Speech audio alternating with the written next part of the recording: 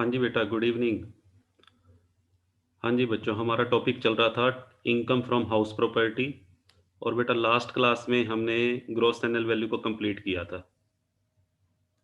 Gross annual value के बेटा आपको ध्यान होगा, मैंने आपके साथ 7 केसेस डिस्कस किए थे। ठीक है जी। इसके अलावा बेटा हम ये भी कवर अप कर चुके हैं अनरियलाइज्ड रेंट। ठीक है। आज की क्लास में बेटा हमने कवर करना है municipal tax and standard deduction. ठीक है बेटा। तो सबसे पहले बेटा हम करते हैं म्युनिसिपल टैक्सेस। म्युनिसिपल टैक्स के बारे में बेटा हमने 2-3 बातें हम करेंगे। सबसे पहली बात तो आपको ये पता होना चाहिए कि म्युनिसिपल टैक्सेस क्यों लगाए जाते हैं। ठीक है जी। दूसरी बात, म्युनिसिपल टैक्सेस लगाता कौन है। तीसरी बात बेटा हम इसमें पढ़ेंगे कि म्युनिसिपल टैक्सेस की डिडक्शन जब दी जाती है तो इनकम टैक्स एक्ट में कौन कौन से प्रोविजंस हैं जिनको ध्यान में रखना है। ठीक है बेटा।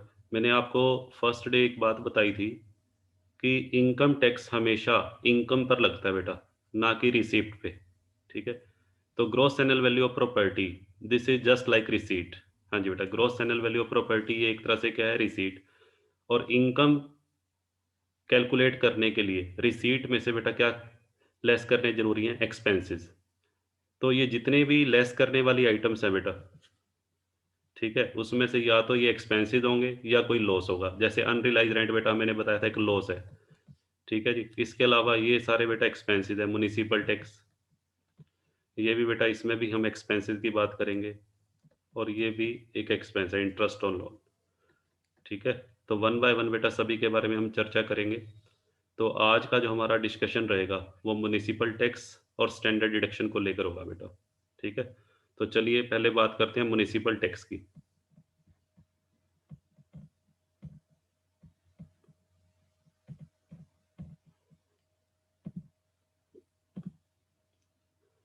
हाँ जी बेटा, इसको एक बेटा एग्जाम्पल से समझते हैं हम।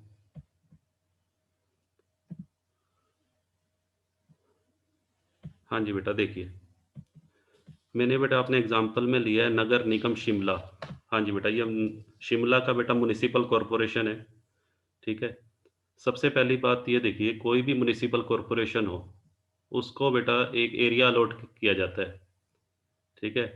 हर एक म्युनिसिपल कॉरपोरेशन का बेटा एक पर्टिकुलर एरिया होता है जो उसे डेवलप करना होता है।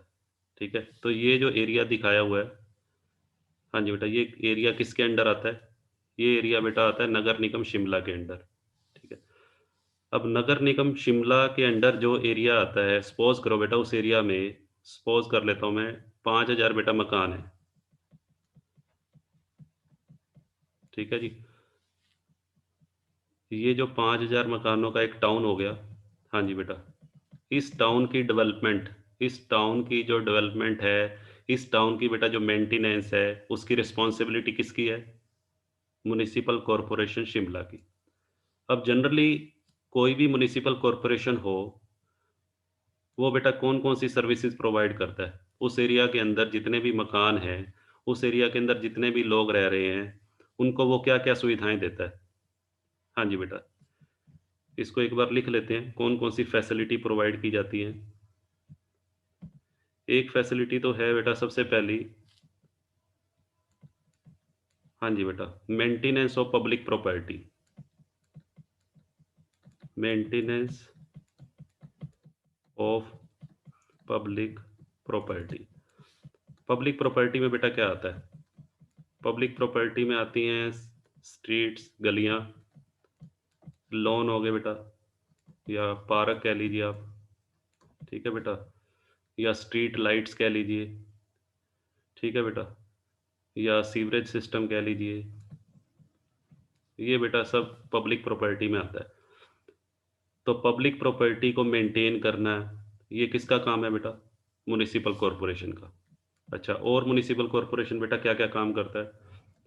म्युनिसिपल कॉरपोरेशन बेटा पब्लिक सेफ्टी, अपने एरिया के अंदर जो भी उसके लोग कवर होते हैं, जिस म्युनिसिपल कॉरपोरेशन की हम बात कर रहे हैं उसके अंडर जितने भी हाउसेज आते हैं, ठीक है, तो वहाँ जितने भी लोग रह रहे हैं उस टाउन के अंदर, उनकी पब्लिक सेफ्टी, पब्लिक सेफ्टी भी बेटा रिस्पॉन्सिबिलिटी किसकी है, म्युनिसिपल कॉरपोरेशन। पब्लिक सेफ्टी में क्या क्या आएगा, जैसे सपोज कीजिए किसी के घर पे बाय चांस कोई बेटा शॉर्ट सर्किट हो जाए और वहाँ आगजनी की घटना हो जाए, तो वहाँ ब्रिगेड पहुँचाना, फायर ब्रिगेड की व्यवस्था करना, ये किसका काम है? म्युनिसिपल कॉर्पोरेशन का।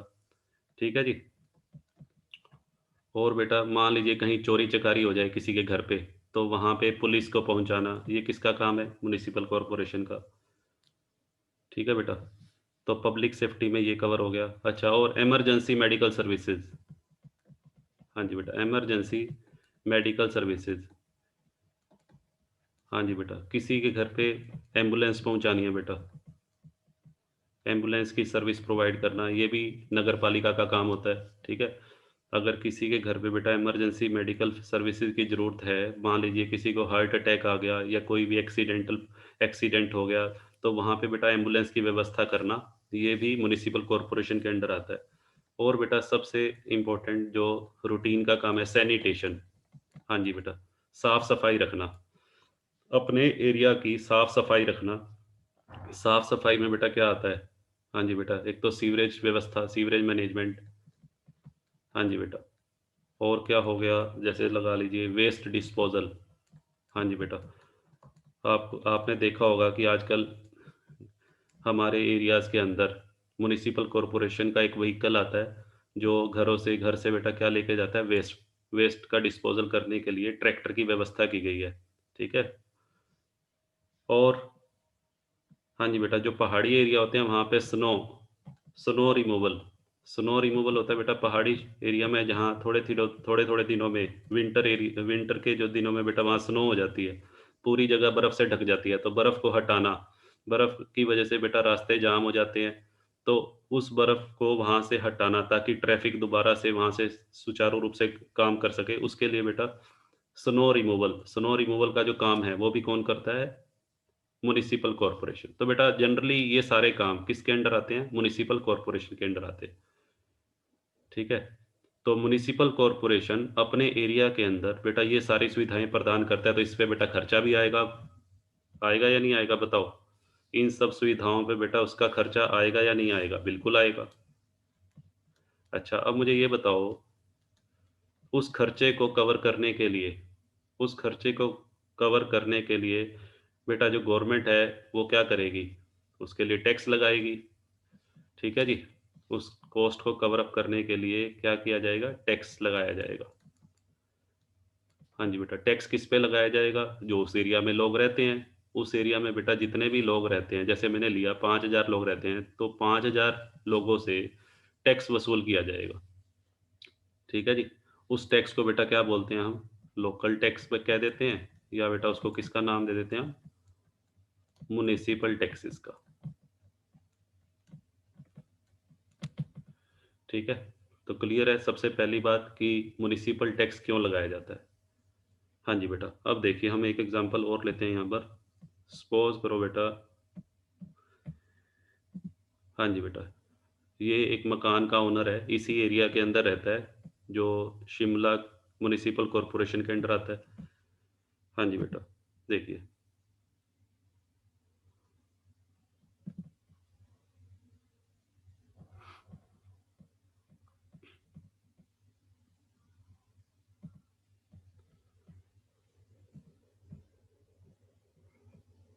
हाँ जी बेटा, देखिए। ये बेटा कौन है?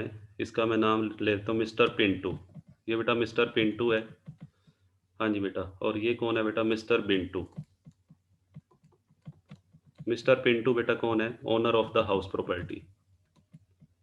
ये बेटा मकान का ओनर है, और मिस्टर पिंटू बेटा कौन है? टेनेंट, ये किराएदार है। मिस्टर पिंटू ने अपना मकान मिस्टर बिंटू को लेट आउट किया हुआ है, ठीक है जी? और किराया बेटा कितना है? रेंट। ओनर कितना रेंट चार्ज कर रहा है? सपोज़ करो 10,000 पर मंथ। तो एक बात बताओ बेटा मुझे, मकान का मालिक जो पिंटू है, उसको मकान का जो किराएदार बिंटू है, उससे कितना किराया मिल रहा है साल में? हाँ जी बेटा, रेंट रिसीव्ड। ये जो मकान लेट आउट किया हुआ है, हाँ जी बेटा, उसका कितना किराया आ रहा है? रुपीज़ 1,20,000। ठीक है? अब मिस्टर पिंटू क्या कहता है? मिस्टर पिंटू असेसिंग ऑफिसर को कह रहा है, सर आपने मेरा किराया तो देख लिया कि मैं किराया कितना ले ले रहा हूँ। इस मकान से संबंधित मेरे खर्चा भी तो हुआ है, उस खर्चे की मेरे को डिडक्शन चाहिए। ठीक है जी। असेसिंग ऑफिसर कहता है जी बताओ क्या-क्या खर्चे किए हैं? हाँ जी बेटा। मकान का owner mister Pintu assessing officer को क्या कह रहा है कि मैंने जो मकान मिस्टर बिंटू को लेट आउट किया हुआ है, इस मकान से संबंधित मेरे बहुत सारे खर्चे हुए हैं। ठीक है? तो असेसिंग ऑफिसर मिस्टर पिंटू को क्या कहता है कि सर बताइए आपके कौन-कौन से खर्चे हुए हैं? अगर इनकम टैक्स के रूल के हिसाब से वो खर्चा जायज़ होगा, तो हम उसकी कटौती दे देंगे आपको। ठीक है जी? तो मिस्टर पिंटू ने पहला खर्चा क्या बताया? मिस्टर पिंटू ने बताया असेसिंग ऑफिसर को कि मेरा जो नगर निगम है, जिस नगर निगम के अंडर मेरा मकान आता है ये, वो नगर निगम मेरे से हर साल क्या लेता है? टैक्स लेता है। ठीक है? जिसको हम म्युनिसिपल टैक्सेस बोल देते हैं। ठीक है जी? तो असेसिंग ऑफिसर कहता है ठीक है, बताइए आपने कितना म्युनिसिपल टैक्स पे किया है? तो मिस्टर पिंटू कहता है जी मैंने 10,000 रुपए म्युनिसिपल टैक्स चुकाया है। ठीक है? तो असेसिंग ऑफिसर कहता है जी ठीक है, लो इसकी डिडक्शन दे देते हैं। तो यहाँ पे बेटा असेसिंग ऑफिसर क्या करेगा, मिस्टर पिंटू का जो लेट आउट मकान से संबंधित खर्चा हुआ है, किस चीज़ का? म्युनिसिपल टैक्स का, उसकी डिडक्शन उसको दे देगा। तो 1,20,000 में से बेटा 10,000 माइनस करेंगे, 1,10,000 पे ये हमारी नेट एनुअल वैल्यू आ जाएगी। इसे हम बेटा किसका नाम देंगे? Net annual value. ठीक है? ये जो रेंट रिसीव्ड है बेटा ये हमारी क्या है? Gross annual value. मैं ये मान रहा हूँ इस क्वेश्चन में ना तो फेयर रेंट दिया हुआ, ना ही म्युनिसिपल वैल्यू दी हुई, ना ही स्टैंडर्ड रेंट। तो जो रेंट रिसीव्ड है वही बेटा हमारा ग्रॉस एनुअल वैल्यू हो जाएगा। ठीक है? और उसमें से म्युनिसिपल टैक्स हमने माइनस कर दिए तो हमारी नेट एनुअल वैल्यू आ गई। तो म्युनिसिपल टैक्स की डिडक्शन क्यों दी जाती है? क्योंकि बेटा जो रेंटल इनकम कम आ रहा है ओनर जो मिस्टर पिंटू है, इसने जो रेंटल इनकम कमाई है, ठीक है? इस इनकम को कमाने के लिए बेटा ये जो उसने खर्चा किया ये ज़रूरी था, म्युनिसिपल टैक्स चुकाना ज़रूरी है। ठीक है जी? क्योंकि अगर हम म्युनिसिपल कॉर्पोरेशन से सारी सुविधाएँ लेना चाहते हैं, तो म्युनिसिपल कॉर्पोरेशन को बेटा हमें टैक्स देना ही पड़ेगा। ठीक है? चाहे उस मकान में किराएदार रह रहा हो, चाहे उस मकान में ओनर रह रहा हो। अब यहाँ पे सुनिएगा, कई बार बेटा क्या होता है, कई बार मकान का मालिक किराएदार के साथ एग्रीमेंट कर लेता है कि म्युनिसिपल टैक्स आप चुकाओगे। ठीक है? अब ध्यान से सुनिएगा, अगर म्युनिसिपल टैक्स की पेमेंट टेनेंट ने की है, हाँ जी बेटा, म्युनिसिपल टैक्स अगर किसने पे की है? टेनेंट ने, यानी कि मिस्टर बिंटू ने। तो बेटा बेटा मेरे को एक बात बताओ, अगर कोई किराएदार म्युनिसिपल टैक्स पे करता है, हम इनकम किसकी निकाल रहे हैं? इनकम तो ओनर की निकाल रहे हैं। और यहाँ पे म्युनिसिपल टैक्स कौन चुका रहा है? किराएदार चुका रहा है। तो क्या मकान के मालिक ने बेटा कोई खर्चा पे किया? मकान के मालिक का तो कोई खर्चा नहीं हुआ। ठीक है? तो इस सिचुएशन में अगर म्युनिसिपल टैक्स किसने पे किए हैं? किराएदार ने, तो उसकी बेटा कोई कटौती नहीं मिलेगी। Will not be allowed as deduction. Reason बेटा बिल्कुल क्लियर है, क्यों नहीं मिलेगी डिडक्शन? क्योंकि यहाँ पे बेटा हम इनकम निकाल रहे हैं मकान के मालिक की, ओनर की, और जब ओनर ने मकान का म्युनिसिपल टैक्स चुकाया ही नहीं, तो बेटा डिडक्शन किस चीज़ की? डिडक्शन तो तभी मिलेगी जब खर्चा किसने पे किया हो? ओनर ने पे किया हो। यहाँ खर्चा कौन पे कर रहा है? टेनेंट, किराएदार। तो इस सिचुएशन में बेटा म्युनिसिपल टैक्स की कोई डिडक्शन नहीं मिलेगी। हाँ जी बेटा, एक सिचुएशन बेटा ये भी हो सकती है कि म्युनिसिपल टैक्स पार्शियली पार्शियली किसने पे किया हो? ऐसा भी हो सकता है बेटा, 10,000 रुपए में से 5,000 रुपए किसने पे किए हों? किराएदार ने, और 5,000 रुपए मकान का मालिक कहता है ठीक है जी मैं पे करूँगा। यानी कि एग्रीमेंट हो गया, 50% ओनर पे करेगा और 50% टेनेंट पे करेगा। तो उस सिचुएशन में बेटा आपको क्या करना है? उस सिचुएशन में सिर्फ़ जो 5,000 रुपए हैं, जो म्युनिसिपल टैक्स 5,000 रुपए किसने पे किया है? हाँ जी बेटा, ओनर ने पे किया है। तो ध्यान रखना सिर्फ़ उसी की डिडक्शन मिलेगी। हाँ जी बेटा।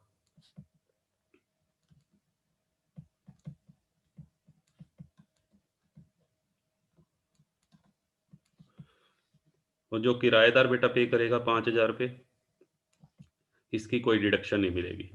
Will not be allowed as deduction. ठीक है बेटा? अच्छा, और क्या-क्या बातें ध्यान रखनी है बेटा म्युनिसिपल टैक्स को लेकर? हाँ जी बेटा, म्युनिसिपल टैक्स को लेकर बेटा तीसरी बात आपको ये ध्यान रखनी है कि म्युनिसिपल टैक्स की जो डिडक्शन है, हाँ जी बेटा, म्युनिसिपल टैक्स की जो डिडक्शन है, वो बेटा पेड बेसिस पर अलाउड है। हाँ जी बेटा, म्युनिसिपल टैक्स की डिडक्शन किस बेस पे अलाउड है? पेड बेसिस पर। पेड बेसिस का मतलब बेटा क्या होता है? अगर मान लीजिए प्रीवियस ईयर के दौरान म्युनिसिपल टैक्स की डिडक्शन तभी दी जाएगी जब म्युनिसिपल टैक्स वास्तव में ओनर ने पे कर दिया हो। अगर क्वेश्चन के अंदर, हाँ जी बेटा, ये लिखा हुआ है म्युनिसिपल टैक्स आउटस्टैंडिंग, यानी कि म्युनिसिपल टैक्स नगर पालिका को ड्यू तो हो चुका है बट पे नहीं किया, तो इसकी बेटा कोई डिडक्शन नहीं होगी, नो डिडक्शन।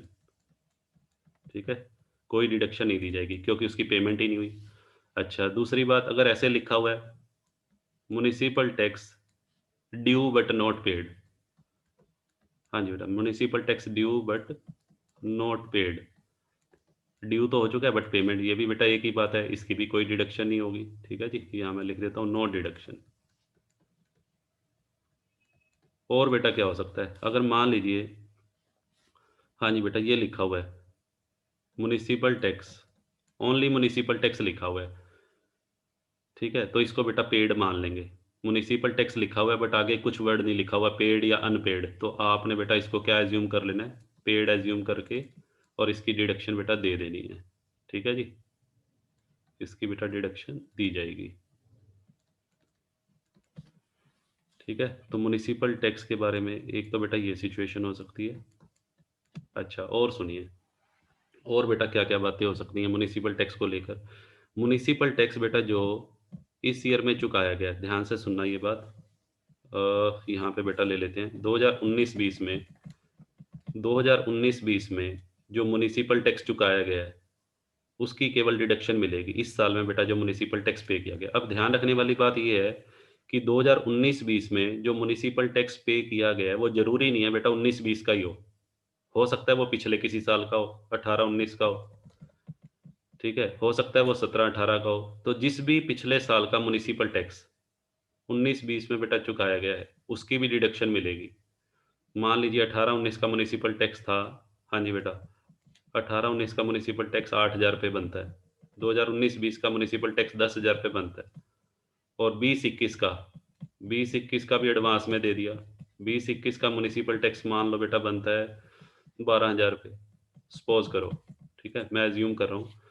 तो मकान के मालिक ने क्या किया, मिस्टर पिंटू ने क्या किया, मिस्टर पिंटू ने बेटा 3 सालों का म्युनिसिपल टैक्स इकट्ठा चुका दिया, 18-19 का भी, 18-19 का तो बेटा एरियर हो गया, ये एरियर ऑफ म्युनिसिपल टैक्स जो पिछले साल का पेंडिंग पड़ा है, 19-20 जो करंट ईयर है, करंट ईयर का म्युनिसिपल टैक्स भी चुका दिया, और 20-21 का म्युनिसिपल टैक्स उसने एडवांस में दे दिया 12,000, तो बेटा टोटल पेमेंट उसने कितने की कर दी बताओ?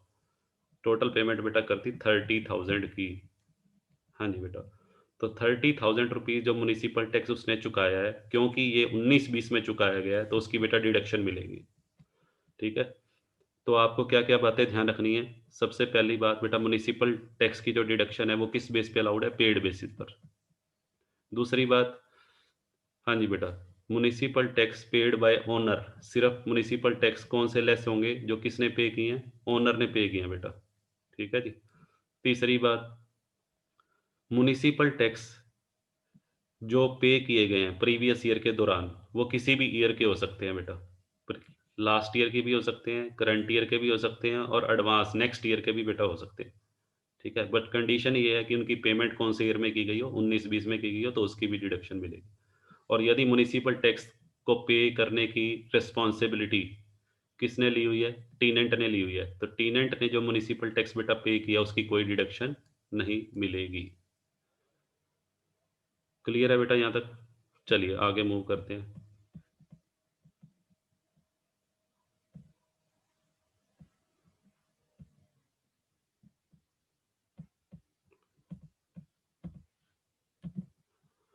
हाँ जी बेटा, देखिए,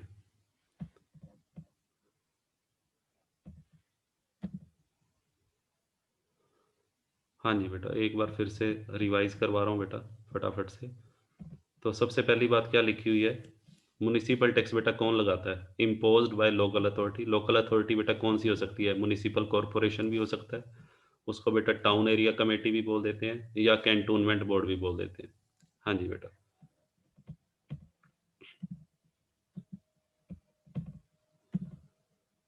हाँ जी बेटा, चार्ज किससे किया जाता है? दूसरी बात, म्युनिसिपल टैक्स बेटा चार्ज किया जाता है फ्रॉम द ओनर से, या तो मकान के मालिक से, या ऑक्यूपायर।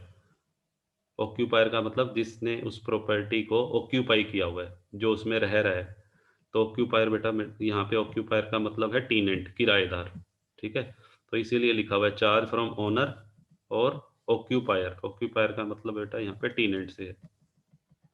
ठीक है, बट ध्यान रखना, म्युनिसिपल टैक्स की डिडक्शन सिर्फ किसकी मिलेगी, जो ओनर ने पे किया हो। जो टीनेंट ने चुकाया उसकी कोई डिडक्शन नहीं है। हाँ जी बेटा। म्युनिसिपल टैक्स बेटा क्यों चार्ज किया जाता है, फिर वही बात आ गई।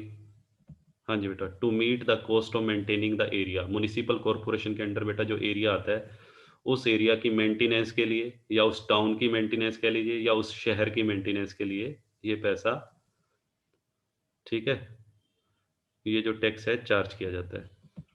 चलिए, अब ये आता है कि बेटा municipal tax municipal corporation calculate किस पे करता है। तो बेटा ये जो चार्ज किया जाता है एज ए फिक्स परसेंटेज, इसकी बेटा एक परसेंटेज दी होगी, जो किस पे निकालनी है, म्युनिसिपल वैल्यू पे। म्युनिसिपल वैल्यू बेटा हमने लास्ट क्लासेस में डिस्कस कर चुके हैं, म्युनिसिपल वैल्यू क्या होती है। इसके दो नाम है, म्युनिसिपल वैल्यू, या बेटा इसको म्युनिसिपल रेंटल वैल्यू भी बोल देते हैं। ठीक है जी, तो इसकी परसेंटेज दी होगी आपको, जितना भी परसेंट दिया हो वो म्युनिसिपल वैल्यू पे बेटा कैलकुलेट कर लेना, तो आपका म्युनिसिपल टैक्स का अमाउंट आ जाएगा। हाँ बेटा, यहाँ पर एक बात और बतानी है कि म्युनिसिपल टैक्स जो है, जो म्युनिसिपल कॉरपोरेशन जो हाउस टैक्स लगाता है या म्युनिसिपल टैक्स लगाता है, उसके बेटा कई फॉर्म हो सकते हैं, उसके कई नाम हो सकते हैं। कौन कौन से नाम है जनरली जो म्युनिसिपल टैक्स के लिए बेटा यूज किए जाएंगे, सुनिए। हाँ जी बेटा, म्युनिसिपल टैक्स या लोकल टैक्स के बेटा कई नाम है। इसको हाउस टैक्स भी बेटा बोल देते हैं, फायर टैक्स, ठीक है जी। फायर ब्रिगेड, अगर किसी के घर पे बेटा आग लग जाए, आगजनी की घटना हो जाए, तो वहाँ पे बेटा उस आग को बुझाने के लिए फायर ब्रिगेड की जरूरत पड़ेगी, वो म्युनिसिपल कॉरपोरेशन प्रोवाइड करती है, उसके लिए बेटा फायर टैक्स भी चार्ज किया जाता है। वाटर टैक्स वाटर सप्लाई के लिए हो गया। कंजर्वेंसी टैक्स, कंजर्वेंसी टैक्स होता है बेटा संरक्षण कर, इसको हिंदी में संरक्षण कर बोलते हैं। जैसे आपके घर पे या आपके पड़ोस में कहीं पे भी चोरी हो जाए, तो चोरी के केस में बेटा वहाँ पर पुलिस की जो कार्यवाही होती है, उसकी जिम्मेवारी भी म्युनिसिपल कॉरपोरेशन की होती है, तो उसके लिए कंजर्वेंसी टैक्स लिया जाता है। या आपने देखा होगा बड़े बड़े शहरों में जो अलग अलग टाउन्स होते हैं, उन टाउन्स के अंदर बेटा वॉचमैन रखे जाते हैं, ठीक है, चौकीदार रखे जाते हैं। तो चौकीदार को भी तो पैसे सैलरी देनी पड़ेगी। तो आपकी सुरक्षा के लिए बेटा आप एक तरह से टैक्स पे कर रहे हो, कंजर्वेंसी टैक्स। ठीक है, एजुकेशन सेस, ये बेटा वो एजुकेशन सेस नहीं है जो सेंट्रल गवर्नमेंट लगाती है, ये म्युनिसिपल कॉरपोरेशन के द्वारा लगाया गया एजुकेशन सेस है। हेल्थ सेस, ठीक है जी। सैनिटेशन, सैनिटेशन सेस या स्वच्छ भारत सेस, ठीक है जी। सीवरेज टैक्स, आपको बेटा सीवरेज की व्यवस्था भी प्रोवाइड की जाती है। हाउस टैक्स, तो इसके बेटा कई नाम है, इनमें से कोई भी नाम दे रखा हो, बस कंडीशन ये है कि वो टैक्स किसने लगाया हो, लोकल अथॉरिटी ने लगाया हो, और इन रिस्पेक्ट ऑफ हाउस, ये जरूरी है। लोकल अथॉरिटी के द्वारा लगाया गया कोई भी टैक्स जो किससे संबंधित हो, मकान से संबंधित। कौन सा मकान, जो ओनर ने लेट आउट किया हुआ है, जिसकी हम रेंटल इनकम की बात कर रहे हैं, ठीक है, वो बेटा लेस करनी। ऐसा कभी भी नहीं करना कि म्युनिसिपल टैक्स जो आप माइनस कर रहे हो वो तो किसी और मकान के हैं, और लेट आउट कोई दूसरा मकान किया हुआ है। ध्यान रखिएगा, जो मकान आपने लेट आउट किया हुआ है, केवल उसी मकान से संबंधित हम म्युनिसिपल टैक्स लेस करेंगे। ठीक है जी, क्योंकि हम इनकम कौन से मकान की निकाल रहे हैं बेटा, लेट आउट हाउस की। जिस मकान की इनकम निकाल रहे हैं केवल उसी से संबंधित खर्चे माइनस होंगे, किसी दूसरे मकान से संबंधित नहीं।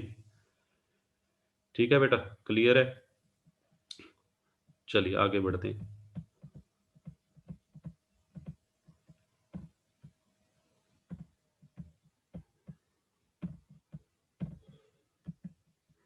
हाँ जी बेटा, इनकम टैक्स एक्ट के अंदर म्युनिसिपल टैक्स को लेके बेटा क्या क्या प्रोविजंस बनाए गए हैं। वैसे ऑलमोस्ट बातें मैं बता चुका हूँ, फिर भी बेटा एक बार रिपीट कर लेते हैं। सबसे पहली बात, municipal tax are allowed as deduction from gross annual value. Municipal tax की बेटा जो डिडक्शन दी जाती है वो किस में से दी जाती है, ग्रॉस एनुअल वैल्यू। जिसको आप रेंटल वैल्यू भी कह सकते हैं, ठीक है जी। दूसरी बात, म्युनिसिपल टैक्स की डिडक्शन बेटा किस बेस पे अलाउड है? पेमेंट बेसिस पे। पेमेंट बेसिस का मतलब जिस प्रीवियस ईयर में म्युनिसिपल टैक्स का वास्तव में भुगतान किया गया है। अगर म्युनिसिपल टैक्स की पेमेंट बेटा 2019-20 में की गई है, तो 19-20 में उसकी डिडक्शन मिलेगी।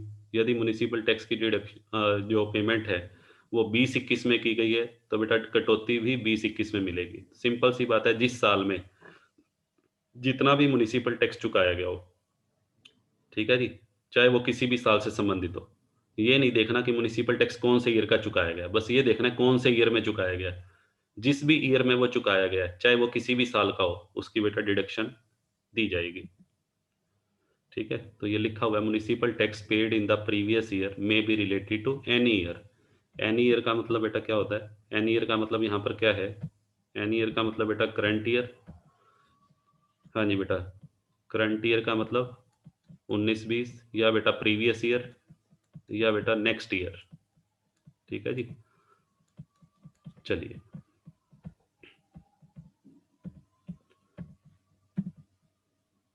हाँ जी बेटा, नेक्स्ट है only the municipal tax paid by owner. केवल मकान के मालिक के द्वारा, केवल हाउस प्रॉपर्टी के ओनर के द्वारा चुकाए गए म्युनिसिपल टैक्स की ही डिडक्शन दी जाती है। नेक्स्ट, हाँ जी बेटा, यदि किसी करदाता का, हाँ जी बेटा, यदि किसी करदाता का कोई मकान बेटा कहाँ पर है? फॉरेन कंट्री में। मान लीजिए मेरी कोई हाउस प्रॉपर्टी है जो यूएसए में है, ठीक है जी, और यूएसए में वो प्रॉपर्टी मैंने लेट आउट की हुई है, तो मेरे को वहाँ से रेंटल इनकम हो रही है। अब रेंटल इनकम हो रही है, तो उस मकान से संबंधित जितने भी एक्सपेंसेस हो रहे हैं उनकी मैं डिडक्शन क्लेम करूँगा। ठीक है जी, मैं असेसिंग ऑफिसर को कहूँगा कि मुझे उसकी डिडक्शन दो। अब क्वेश्चन अराइज ये होता है कि यूएसए का मकान है, तो क्या यूएसए के अंदर जो म्युनिसिपल टैक्स चुकाए गए हैं, वहाँ की म्युनिसिपल कॉरपोरेशन को क्या उनकी डिडक्शन मिलेगी? तो बेटा बिल्कुल दी जाएगी। तो यहाँ लिखा हुआ है, देखिए, taxes imposed by the local authority in that country. उस कंट्री में जो भी लोकल अथॉरिटी है, उसका जो भी नाम है, हमारे इंडिया में तो उसका नाम बेटा नगर पालिका है या नगर निगम है, वहाँ पे बेटा कुछ और भी हो सकता है। ठीक है? हर एक कंट्री के अंदर जो लोकल अथॉरिटी है बेटा, उसका नाम अलग अलग हो सकता है। ठीक है? तो वहाँ की जो लोकल अथॉरिटी जो भी म्युनिसिपल टैक्स चार्ज करती है, वो बेटा उसकी डिडक्शन दी जाएगी, will be allowed as deduction. But फिर वही कंडीशन है, इफ पेड बाय ओनर। ठीक है? यूएसए में मेरा मकान है, तो उस मकान से जो भी रेंटल इनकम हो रही है, उससे रिलेटेड जो भी म्युनिसिपल टैक्स मैं पे कर रहा हूँ, उसकी मुझे डिडक्शन तो मिलेगी, यदि वो म्युनिसिपल टैक्स किसने चुकाए हों? मैंने चुकाए हों, यानी कि ओनर ने चुकाए हों। ठीक है जी? चलिए आगे बढ़ते हैं। हाँ जी बेटा, लास्ट पॉइंट बेटा क्या है? Net annual value can be negative due to excess payment of municipal tax. हाँ जी बेटा, नेट एनुअल वैल्यू बेटा नेगेटिव ही हो सकती है। ये पॉइंट बहुत इंपॉर्टेंट है। देखिए, इसका मतलब क्या है? जैसे मान लीजिए मेरे को एक मकान से, जो मैंने लेट आउट किया हुआ है बेटा, उससे मेरी रेंटल इनकम है, सपोज कीजिए ₹2 लाख। हाँ जी बेटा, मैंने एक मकान लेट आउट किया हुआ है, उस मकान की ग्रॉस एनुअल वैल्यू कह लीजिए या रेंटल वैल्यू कह लीजिए 2 लाख है। ठीक है? और लेस, हाँ जी बेटा, म्युनिसिपल टैक्स, मैंने क्या किया? मैंने बेटा म्युनिसिपल टैक्स म्युनिसिपल कॉरपोरेशन को पे कर दिया, इकट्ठा पे कर दिया 20 सालों का। 20 ईयर्स का म्युनिसिपल जो है वो इस ईयर में पे किया है। कौन से ईयर में? 19-20 में। म्युनिसिपल कॉरपोरेशन का बेटा कोई ऑफर था, उस ऑफर को मैंने एक्सेप्ट किया, और मैंने 20 सालों का म्युनिसिपल टैक्स इकट्ठा पे कर दिया। ठीक है? मान लीजिए उन 20 सालों का म्युनिसिपल टैक्स, सपोज करो, मैं एज्यूम कर रहा हूँ, 2.5 लाख रुपए बनता है बेटा। ठीक है जी? अब यहाँ पे ये देखो, मेरे मकान की एनुअल वैल्यू, रेंटल वैल्यू तो 2 लाख है, और मैंने म्युनिसिपल टैक्स पे कर दिया 2.5 लाख रुपए। ठीक है जी? तो यहाँ बेटा 50, यहाँ पे नील नहीं लिखेंगे, यहाँ सुनिए, 50,000 पे बेटा नेट एनुअल वैल्यू नेगेटिव आ सकती है। ये बेटा हमारी नेट एनुअल वैल्यू है, जो कि नेगेटिव आ रही है, और ये आ सकती है। ठीक है? यहाँ पे नील मत लिख देना, जैसे हम सैलरी हेड में करते थे। सैलरी हेड में जब टैक्सेबल अमाउंट निकालते थे, तो जब हम एग्जम्प्टेड अमाउंट अगर बेटा ज़्यादा होता था, तो कई जगह पर हम क्या लिखते थे? नील। टैक्सेबल अमाउंट नील हो जाता था। बट यहाँ पे ऐसा नहीं करना। तो यहाँ पे बेटा जो रेंटल वैल्यू है 2 लाख, उसमें से म्युनिसिपल टैक्स 2.5 लाख रुपए या जो भी अमाउंट है वो माइनस करेंगे, तो जो भी फिगर आएगी, चाहे वो पॉजिटिव आ रही हो, चाहे बेटा वो नेगेटिव आ रही हो, वो एज इट इज लिख देना। ठीक है, क्लियर है? चलिए आगे बढ़ते हैं।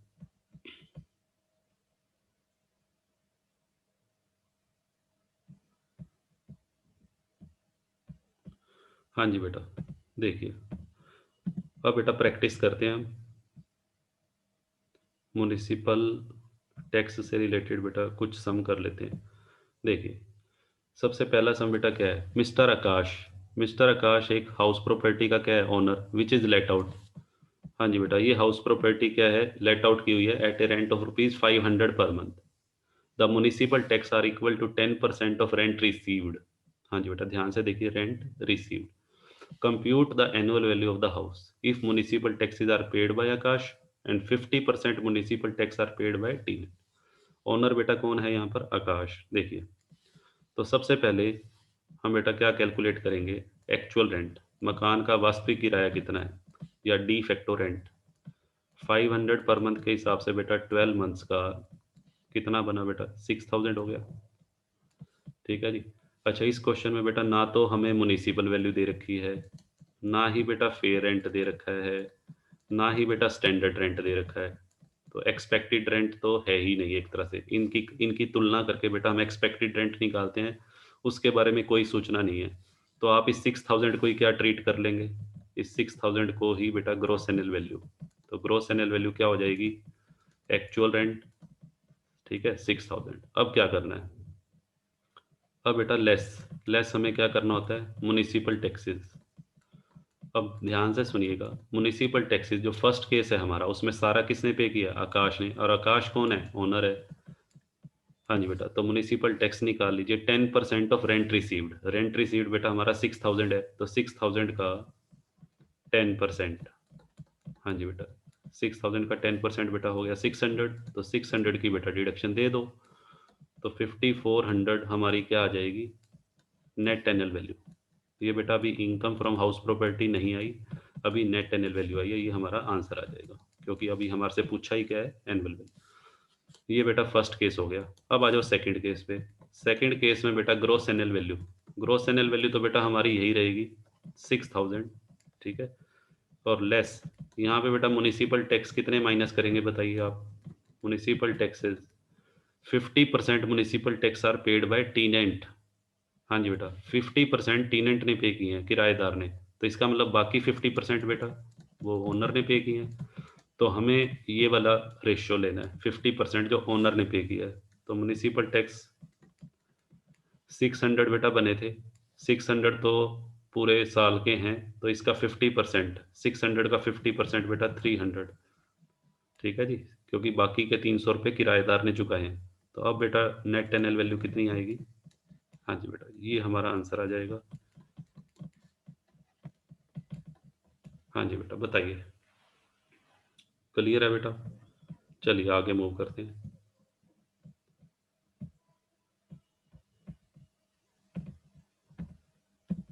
हाँ जी बेटा, एक सम बेटा और लीजिए, देखिए क्या कहता है। हाँ जी बेटा, इसमें डेट ऑफ कंप्लीशन दी हुई है बेटा 1/6/19 को। देखिए 1/6/19 को मकान बन के तैयार हुआ है, ये बेटा हमारा प्रीवियस ईयर है, 1/4/19, और 31/3/20 बेटा हमारी क्लोजिंग डेट है। ठीक है जी, हमारा ईयर 31/3/20 को ख़त्म होता है, और बीच में मकान बेटा बन के कब तैयार हुआ है, 1/6/19 को। ठीक है जी। अब 1/6/19 को मकान बन के तैयार हुआ, उससे पहले बेटा क्या था, उससे पहले तो वो मकान क्या था, अंडर कंस्ट्रक्शन। हाँ जी बेटा, उससे पहले वो था अंडर कंस्ट्रक्शन। ठीक है, तो अच्छा, मकान 1/6/19 को बन के तैयार हुआ है, लेट आउट की डेट बेटा दे नहीं रखी, कौन सी डेट को वो किराए पे दिया गया, तो आप एज्यूम करोगे कि 1/6/19 ही लेट आउट की डेट है, मकान इसी डेट को किराए पे दे दिया गया। 1/6/19 को जैसे ही मकान बन के तैयार हुआ, तो उसी दिन बेटा पहले से ही किसी किराएदार से बात की हुई है, और ओनर ने क्या किया, उसको लेट आउट कर दिया। क्योंकि क्वेश्चन में डेट नहीं दी हुई, तो हम ऐसा एज्यूम कर रहे हैं, अदरवाइज डेट दे रखी होती, हम उसी डेट से लेट आउट लेंगे फिर। ठीक है, अब एक्चुअल रेंट कितना है, एक्चुअल रेंट बेटा है 6000। एक्चुअल रेंट है 6000। तो ये देखो पहले लेट आउट पीरियड बेटा कितना है। हाँ जी बेटा, ये लेट आउट पीरियड है। तो लेट आउट पीरियड हमारा कितने मंथ्स का बना, पहले निकाल लेते हैं। 1/6/19 से 31/3/20। हाँ जी बेटा, ये हमारा बनेगा 10 मंथ्स। हाँ जी बेटा, ठीक है।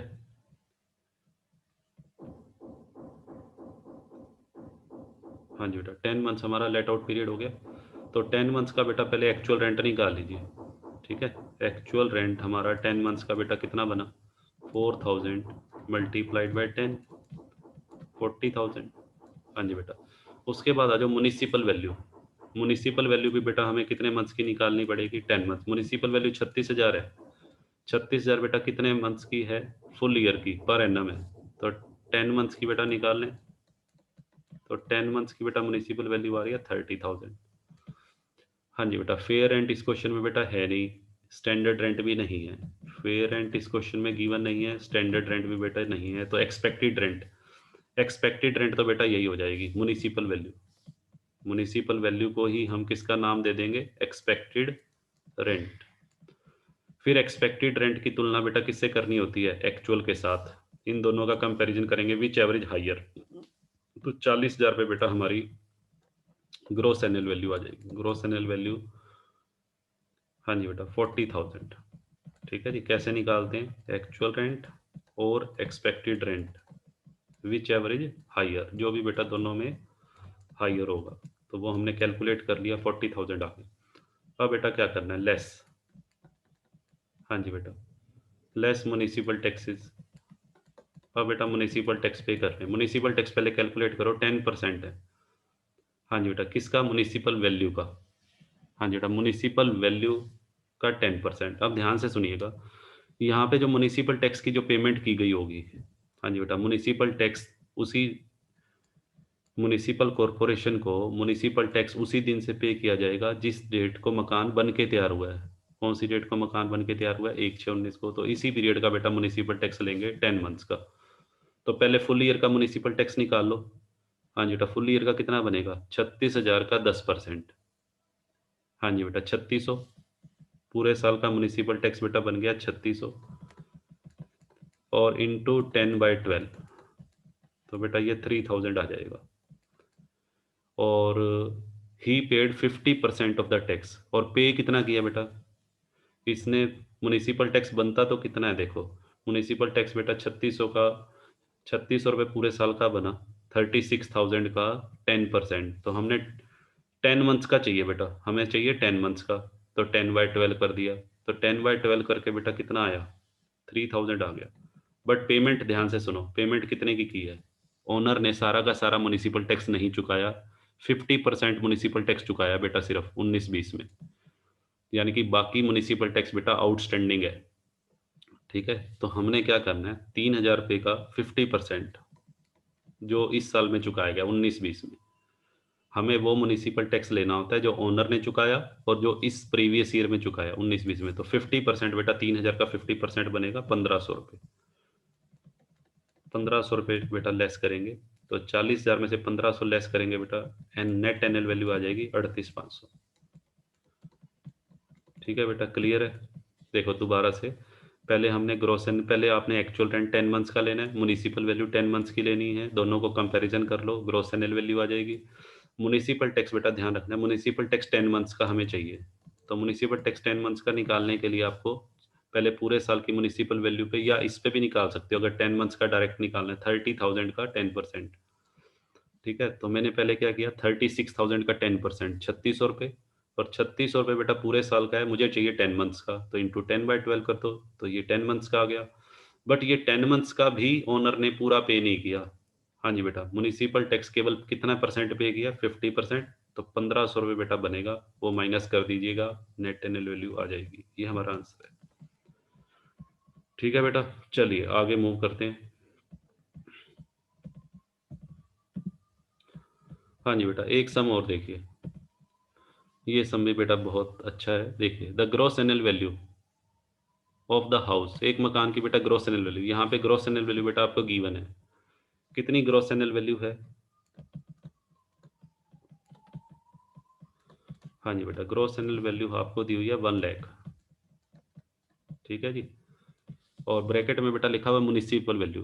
ग्रॉस एनुअल वैल्यू बेटा हम कंपैरिजन करने हैं एक्सपेक्टेड रेंट का, एक्सपेक्टेड रेंट और एक्चुअल रेंट की तुलना करके आती है। तो इसने ये कह दिया कि ग्रॉस एनुअल वैल्यू जो आई है वो म्युनिसिपल वैल्यू भी वही है। हाँ जी बेटा, ये ग्रॉस एनुअल वैल्यू तो है ही है, साथ में बेटा म्युनिसिपल वैल्यू भी 1 लाख ही है। चलिए, म्युनिसिपल टैक्स बेटा कितने हैं? 20% of municipal value. Municipal tax बेटा दिया हुआ है 20%, यानी कि 1 लाख का 20% 20,000। बट म्युनिसिपल कॉरपोरेशन की तरफ से बेटा एक ऑफर आया। म्युनिसिपल कमेटी ने मकान के मालिक को एक बेटा ऑफर दिया है। ऑफर क्या दिया है कि यदि मकान का मालिक चाहे तो 15% के रेट से 10 सालों का म्युनिसिपल टैक्स इकट्ठा चुका दे एडवांस में। उस केस में म्युनिसिपल कॉरपोरेशन उससे फ्यूचर में कुछ भी नहीं लेगी। ठीक है जी। लिखा हुआ है in that case no tax shall be charge from him in future. कई बार बेटा म्युनिसिपल कमेटी कोई ऑफर निकाल देती है, भाई इकट्ठा आप इतने सालों का टैक्स पे कर दो, फ्यूचर में हम कभी भी आपसे म्युनिसिपल टैक्स नहीं मांगेंगे। तो इस तरह का ऑफर किसके पास आया है? ओनर के पास। तो उसने क्या किया, ओनर ने उस ऑफर को एक्सेप्ट कर लिया और सारा का सारा 10 सालों का म्युनिसिपल टैक्स इकट्ठा चुका दिया। तो इस केस में बेटा क्या करेंगे, सुनो। हाँ जी बेटा, 1 लाख का देखो, 1 लाख रुपीज म्युनिसिपल वैल्यू है, इसका 15%। हाँ जी बेटा, 1 लाख का 15% कितना हो गया? 15,000। 15,000 म्युनिसिपल टैक्स बेटा 1 साल का है। तो 10 सालों का म्युनिसिपल टैक्स कितना बनेगा? 1.5 लाख। ये 1.5 लाख रुपए म्युनिसिपल टैक्स जो चुकाया गया है, ये इस साल में बेटा चुकाया गया। कौन से ईयर में चुकाया गया? 19-20 में। ठीक है जी। 19-20 में ये म्युनिसिपल टैक्स चुकाया गया है, तो लेस यहाँ बेटा कर देना municipal tax paid by owner. मैंने आपको एक बात बताई थी, म्युनिसिपल टैक्स प्रीवियस ईयर के दौरान चुकाया गया होना चाहिए, वो हो किसी भी साल का सकता है। यहाँ पे 10 सालों का इकट्ठा चुकाया है, तो भी बेटा माइनस कर दीजिएगा 1.5 लाख रुपए। और नेट एनएल वैल्यू बेटा नेगेटिव आ जाएगी 50,000।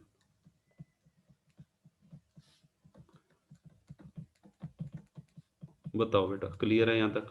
ये हमारा आंसर हो जाएगा। ठीक है, चलिए आगे बढ़ते हैं।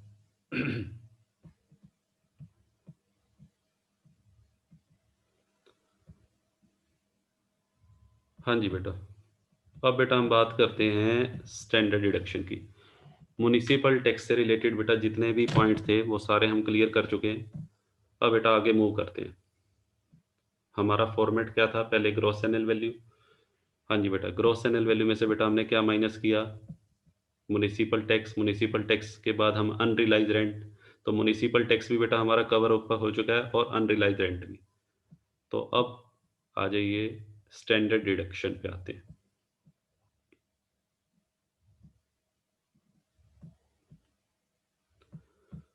हाँ जी बेटा, ध्यान से सुनिएगा।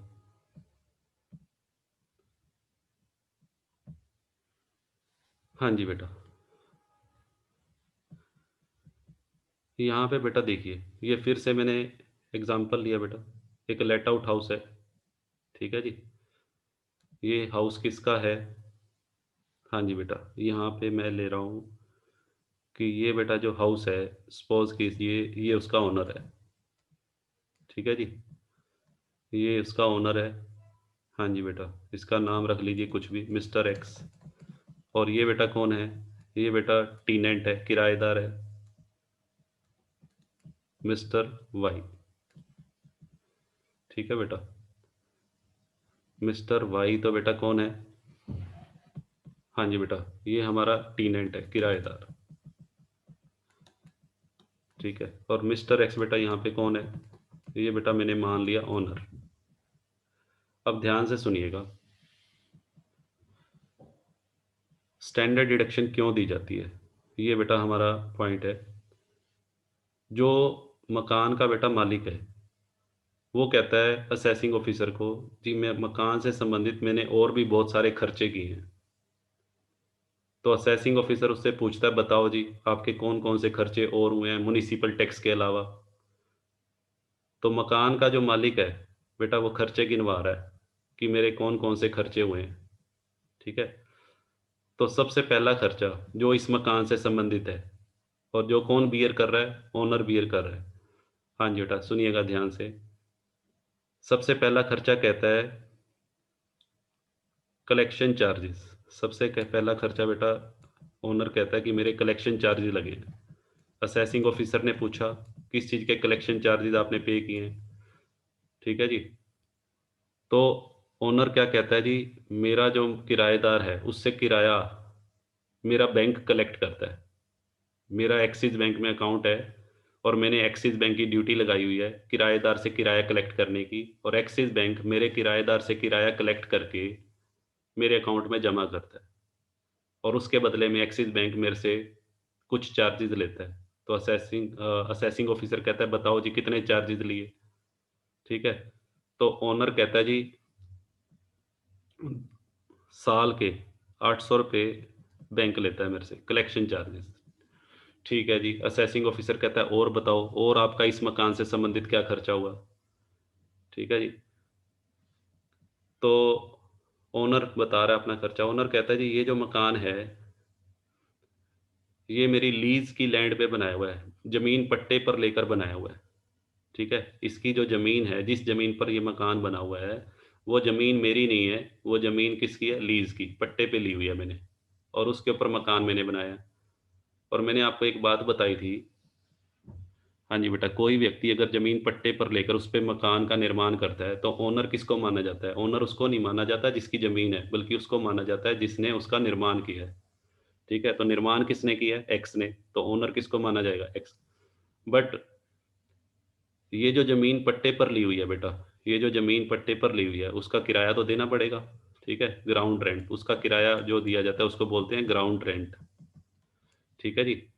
जिस पट्टे की ज़मीन पर ये मकान बना हुआ है, उसका ग्राउंड रेंट देना पड़ा किसको देना पड़ेगा? जो उस ज़मीन का मालिक है, जिससे ज़मीन पट्टे पे ली है। मान लेते हैं, साल के अंदर बेटा मैं अज़्यूम कर रहा हूँ कि 10,000 रुपए ग्राउंड रेंट भी है, ठीक है? असेसिंग ऑफिसर कहता है जी और बताओ? हाँ जी बेटा। असेसिंग ऑफिसर 1 मिनट बेटा वेट करना। हाँ जी बेटा। एक खर्चा तो उसका किस चीज़ का हो गया? कलेक्शन चार्जेज़ का, ठीक है? दूसरा खर्चा हो गया ग्राउंड रेंट का। असेसिंग ऑफिसर मकान के मालिक से पूछ रहा है, यानी कि मिस्टर एक्स से पूछा जा रहा है, और बताओ जी, और कौन से खर्चे हुए हैं आपके? ठीक है जी। तो ओनर बेटा ये बता रहा है कि मैंने अपने मकान का बीमा भी करवाया हुआ है। हाँ जी बेटा, ओनर ने, मिस्टर एक्स ने जो मकान वाई को किराए पे दिया हुआ है, उस मकान का बेटा बीमा भी करवाया हुआ है। जिस जगह पर ये मकान है, वहाँ बेटा भूकंप वगैरह आते रहते हैं, तो उसको लगता है कि कहीं भूकंप आने की वजह से मेरे मकान को कोई क्षति ना पहुँचे, ठीक है जी? या हाँ जी बेटा, शॉर्ट सर्किट होते हैं कई बार। कई बार क्या होता है, कोई फैक्ट्री है जहाँ पर शॉर्ट सर्किट की संभावना ज़्यादा है, आग लगने की शॉर्ट सर्किट से बेटा आग लग सकती है, तो उस केस में कई बार बीमा करवा दिया जाता है। तो कहने का मतलब, ये जो है मकान को जोखिम से बचाने के लिए इंश्योरेंस भी करवा चाहिए। तो इंश्योरेंस वो कहता है जी मैंने साल का मैं 10,000 रुपए इंश्योरेंस भी देता हूँ, ठीक है जी। असेसिंग ऑफिसर उसके सारे खर्चे सुन रहा है। कौन-कौन से खर्चे हो गए? असेसिंग ऑफिसर कहता है चलो जी मैं साथ-साथ टोटल भी करता हूँ। तो पहला खर्चा कलेक्शन चार्जेज़, हाँ जी बेटा, 800 रुपए के कलेक्शन चार्जेज़ जो एक्सिस बैंक ने लिए मकान का किराया कलेक्ट करने के लिए, ठीक है जी। अच्छा, और 1,000 रुपए बेटा, 10,000 रुपए सॉरी, ग्राउंड रेंट, जो ज़मीन उसने, जिस ज़मीन पर ये मकान बना हुआ है वो पट्टे की ज़मीन है, तो उसका ग्राउंड रेंट भी है। चलो जी, तीसरा खर्चा इंश्योरेंस, ठीक है जी, इंश्योरेंस का खर्चा 10,000। अच्छा जी। अब असेसिंग ऑफिसर कहता है हाँ जी और बताओ, और क्या खर्चा हुआ आपका? तो ओनर क्या कहता है? ओनर कहता है जी जो मकान मैंने वाई को लेट आउट किया हुआ है, उसके ऊपर मैंने उसको रिपेयर, व्हाइट वॉश भी करवा के दी है। रिपेयर, प्रीवियस ईयर में रिपेयर और व्हाइट वॉश का खर्चा भी हुआ है।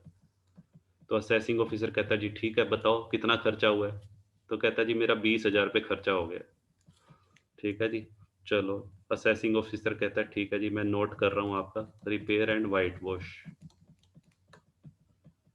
लो जी 20,000 रुपये ये भी हो गया। और बताओ जी, मिस्टर एक्स से पूछा जा रहा है और बताओ जी और कौन सा खर्चा रह गया। हाँ जी बेटा। तो मिस्टर एक्स बता रहा है कि ये जो मकान है, इस मकान की इनकम में से ये मकान मुझे मेरे फादर देकर गए थे। ये मकान मिस्टर एक्स का खुद का बनाया हुआ नहीं है, ये इसको अपने फादर से मिला था। तो मिस्टर एक्स असेसिंग ऑफिसर को कहता है कि मेरे फादर वसीयत में, जब ये मकान मेरे नाम में करके गए थे तो वसीयत में ये लिख कर गए थे कि इस मकान से जो भी किराए की इनकम होगी, जो भी रेंटल इनकम होगी, उसमें से तूने हर साल 20,000 रुपये हमारे फैमिली गुरु को देने हैं। ये उनका फैमिली गुरु है। हाँ जी बेटा, फैमिली गुरु है, उसको बेटा 20,000 रुपये किसने देने हैं? मिस्टर एक्स ने।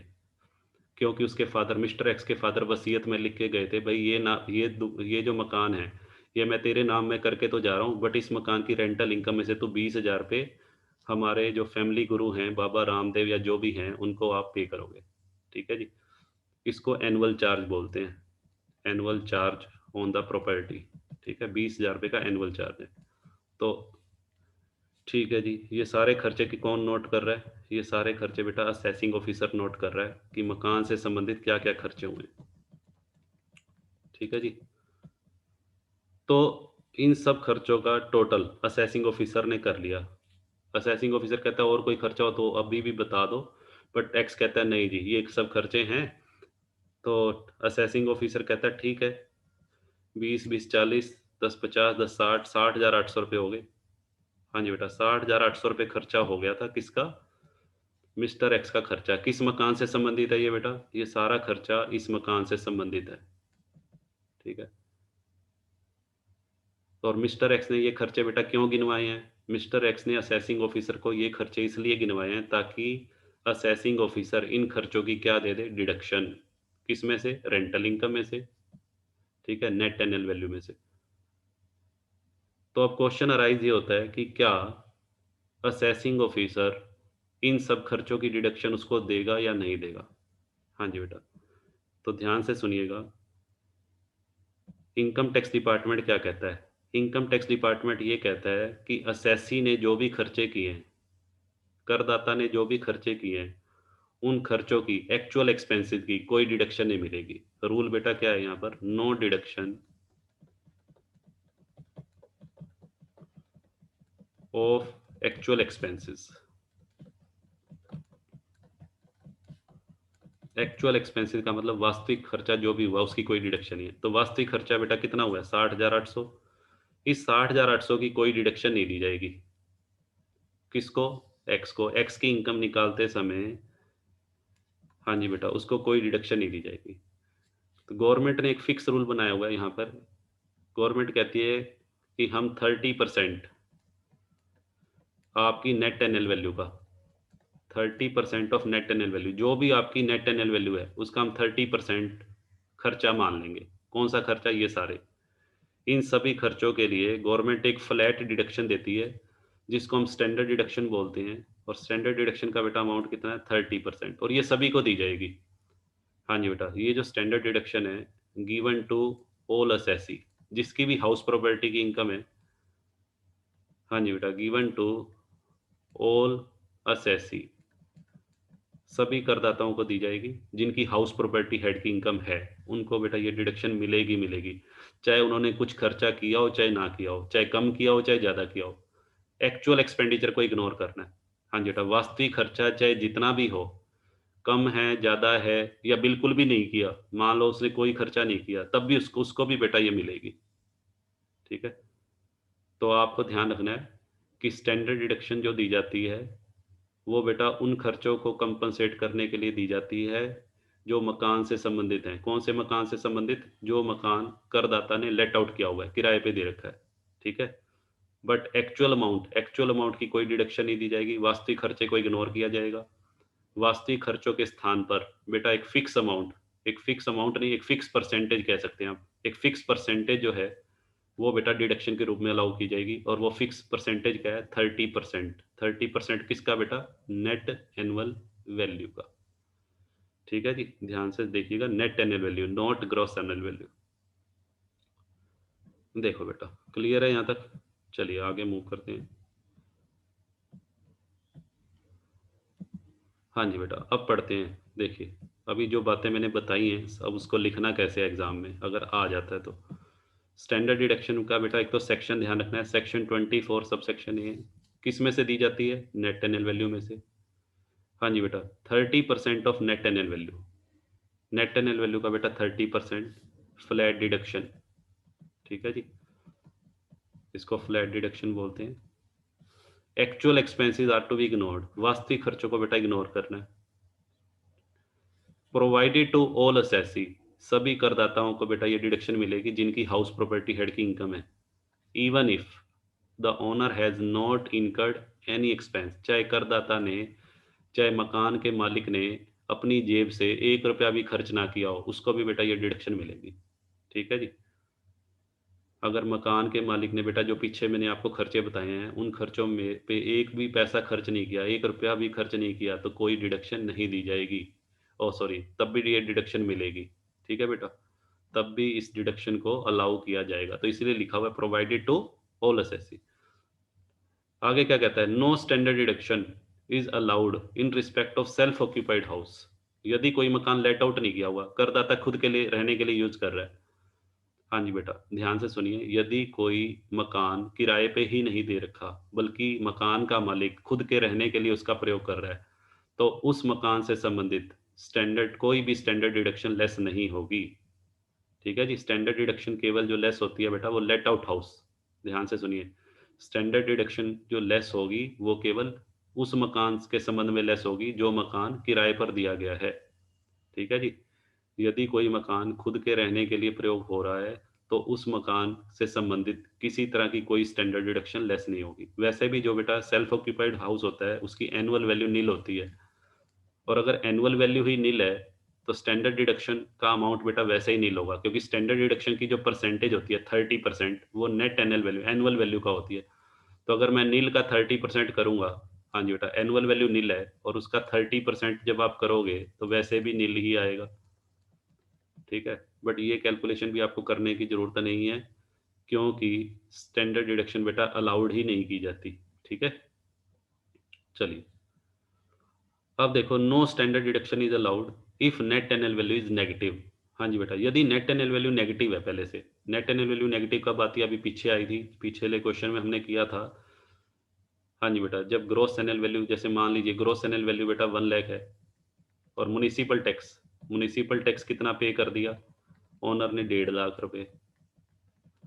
हाँ जी बेटा, तो यहाँ पे 50,000 पे बेटा नेट एनुअल वैल्यू आ गई, नेगेटिव आ गई। अब ये बेटा जो नेट एनुअल वैल्यू आई है नेगेटिव, तो अब स्टैंडर्ड डिडक्शन को लेस नहीं की जाएगी। ध्यान से सुनिए, नो स्टैंडर्ड डिडक्शन बेटा नील, क्योंकि नेट एनुअल वैल्यू क्या है? नेगेटिव है। तो नेगेटिव नेट एनुअल वैल्यू के केस में आपने स्टैंडर्ड डिडक्शन बेटा लेस ही नहीं करनी, या ये कह लो कि स्टैंडर्ड डिडक्शन का अमाउंट क्या होगा? नील। ठीक है, बताइए। हाँ जी बेटा, क्लियर है यहाँ तक? चलिए आगे बढ़ते हैं। अब बेटा थोड़ी सी प्रैक्टिस करते हैं स्टैंडर्ड डिडक्शन की। आइए एक दो सम लेते हैं और फिर बेटा आपको थोड़ा सा होमवर्क दे देंगे आज, उसको बेटा आपने कंप्लीट करना है। देखिए बेटा क्या कहता है, बहुत ही सिंपल सम है। Actual rent 175, standard rent 160, municipal value 170 and fair rent value है बेटा 172। म्युनिसिपल टैक्स दे रखा है 12% ऑफ म्युनिसिपल रेंटल वैल्यू, और 2% ऑफ म्युनिसिपल टैक्स है सैनिटेशन सरचार्ज। हाँ जी बेटा, कंप्यूट द टैक्सेबल इनकम। सबसे पहले बेटा ग्रॉस एनुअल वैल्यू हमें निकालनी है। ग्रॉस एनुअल वैल्यू निकालने से पहले क्या निकलता है? Expected rent. हाँ जी बेटा, सबसे पहले हम क्या निकालेंगे? Calculation of expected rent.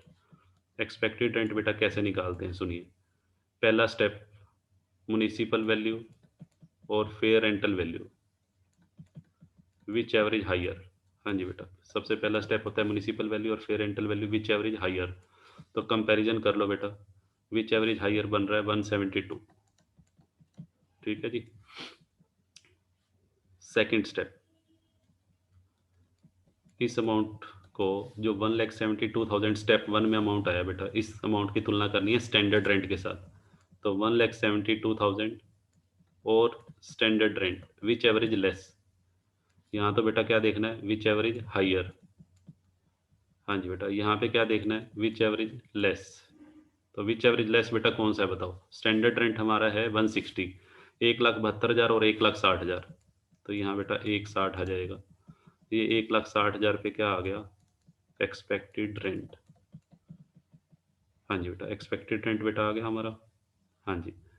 अब नेक्स्ट एक्सपेक्टेड रेंट के बाद बेटा हमें एक्चुअल रेंट गिवन है। अब निकाल लेते हैं gross annual value. Gross annual value कैसे निकलती है, एक्चुअल रेंट और एक्सपेक्टेड रेंट विच एवरेज हायर, जो भी बेटा दोनों में हायर हो। तो कंपैरिजन कर लीजिए, 1,60,000 तो एक्सपेक्टेड रेंट है और एक्चुअल रेंट बेटा गिवन है 175। तो दोनों की तुलना करो बेटा, 175 और 160, विच एवरेज हायर 175 आ गया। अब बेटा क्या करेंगे, ग्रॉस एनुअल वैल्यू में से बेटा क्या लेस करेंगे बताओ। पहले बेटा लेस करेंगे म्युनिसिपल टैक्सेस। म्युनिसिपल टैक्सेस बेटा दे रखा है 12%। और ध्यान रखिएगा म्युनिसिपल टैक्स हमेशा किस पे निकलते हैं, म्युनिसिपल वैल्यू। तो 12% बेटा निकाल लो, म्युनिसिपल टैक्स 12% करना है हमने। 12% किसका, हाँ जी बेटा म्युनिसिपल वैल्यू का, 1,70,000 का। 1,70,000 का बेटा 12% कितना बनेगा, 1,70,000 का बेटा 12% हो गया, 12 से 84, 4 8, 20,400। हाँ जी बेटा, म्युनिसिपल टैक्स बेटा 20,400 हो गए। अच्छा, साथ में कहता है 2% सैनिटेशन सरचार्ज। अब ध्यान से देखिए, म्युनिसिपल टैक्स के साथ साथ म्युनिसिपल कॉरपोरेशन एक टैक्स और लगा रही है, सैनिटेशन का। ठीक है जी, सैनिटेशन सेस। अब सैनिटेशन सेस किस पे लगाना है, 2% of municipal tax, not municipal value. ध्यान से बेटा देखो, 2% ऑफ म्युनिसिपल टैक्स के अमाउंट पे लगाना है। म्युनिसिपल टैक्स का अमाउंट 20,400 है, इस पे बेटा लगाना है 2%, ना कि म्युनिसिपल वैल्यू पे। म्युनिसिपल वैल्यू तो 170 है, इस पे नहीं लगाना, हमें लगाना है 20,400 पे। तो बेटा लगा दें 20,400 का कितने परसेंट, 2%। तो ये बेटा कितना हो गया, 408 रुपये। तो 20,400 और 408 बेटा कितना हो गया बताओ, 20,808। तो ये बेटा माइनस कर देते हैं,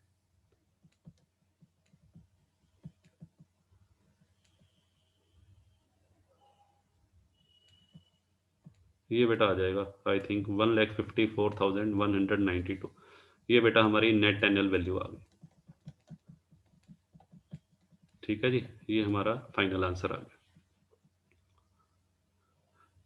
हाँ जी बेटा। अच्छा, इसमें सॉरी एक चीज़ बेटा और पूछी हुई है, compute the taxable income. Taxable income पूछी है, नेट एनुअल वैल्यू के अलावा टैक्सेबल इनकम। तो टैक्सेबल इनकम बेटा कैसे निकालेंगे, सुनिए। अभी हमारी नेट एनुअल वैल्यू आई है और हमें निकालनी क्या थी, हाँ जी बेटा, नेट एनुअल वैल्यू में से अब क्या लेस करेंगे, स्टैंडर्ड डिडक्शन। हाँ जी बेटा, स्टैंडर्ड डिडक्शन भी लेस करनी है at the rate of 30% of net annual value. हाँ जी बेटा, नेट एनुअल वैल्यू का 30%। तो नेट एनुअल वैल्यू का बेटा 30% कर लीजिए, 1,54,192 का 30%। हाँ जी बेटा, ये कर लेते हैं हम।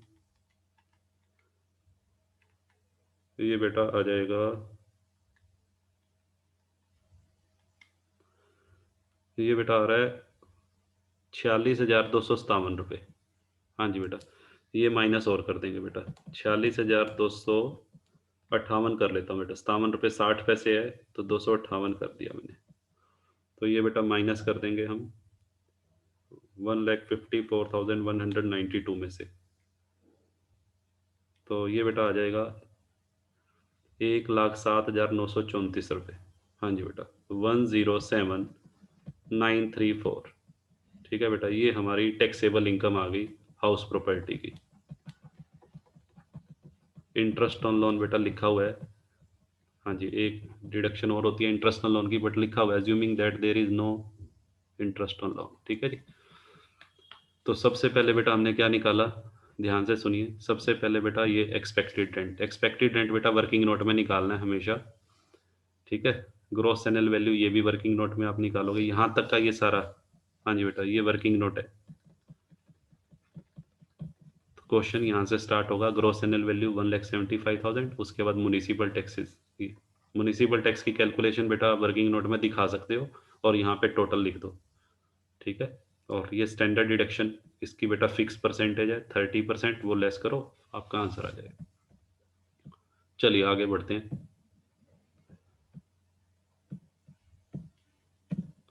हाँ जी बेटा, ये बेटा आज का होमवर्क है। आज की क्लास में बेटा जो जो बातें आपने सीखी हैं, आज आपने क्या क्या सीखा है। एक बेटा म्युनिसिपल टैक्सेस और एक बेटा आपने सीखा स्टैंडर्ड डिडक्शन, ठीक है। ये दो चीज़ें बेटा आपने सीखी हैं, आज इन दोनों की प्रैक्टिस करेंगे आप। अभी तक हम म्युनिसिपल टैक्स और स्टैंडर्ड डिडक्शन के अलावा और क्या क्या सीख चुके हैं। ग्रॉस चैनल वैल्यू बेटा सीख चुके हैं, और क्या सीखा है बेटा हमने, अनरियलाइज रेंट सीख चुके हैं, ठीक है।